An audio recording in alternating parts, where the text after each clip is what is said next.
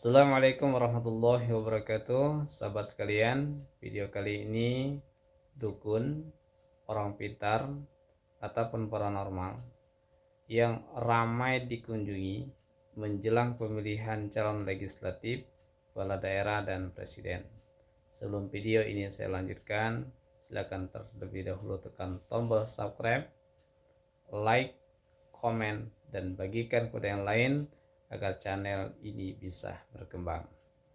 Seperti kita ketahui bahwa sebentar lagi, hanya beberapa bulan saja, kita akan melakukan pemilihan legislatif kepala daerah dan pemilihan presiden. Para peserta telah menyiapkan diri sebaik-baik mungkin, mengatur strategi sejitu mungkin untuk meraup suara sebanyak-banyaknya untuk memenangkan pemilihan. Cara-cara dilakukan, ikhtiar pun diperbuat, namun ada kalanya ikhtiar dilakukan itu bertentangan dengan akal sehat, yaitu bertentangan dengan akidah, keluar dari syariat, dan tidak sesuai dengan ajaran agama Islam. Apa itu? Yaitu ikhtiar dengan cara mendatangi dukun, mendatangi orang pintar, dan mendatangi paranormal. Saya sebagai seorang praktisi ruqyah syar'iyah, saya beberapa kali berinteraksi, berbicara, berdiskusi dengan mantan dukun, mantan paranormal, dan mantan orang pintar yang sudah bertaubat karena menyadari bahwa perbuatannya itu adalah salah. Wahai para calon legislatif, para calon kepala daerah, dan para calon presiden, saya sampaikan bahwa jangan mendatangi dukun, jangan mendatangi paranormal, dan jangan mendatangi orang pintar. Sebab yang pertama, bertentangan dengan ajaran agama Islam, bertentangan dengan ajaran yang kita anut, agama yang suci ini. Hukumnya adalah syirik, menduakan Allah Subhanahu wa Ta'ala karena meminta kepada makhluk gaib, yaitu jin dan setan. Yang kedua, hanya tipu-tipu saja, ya, hanya tipu-tipu saja.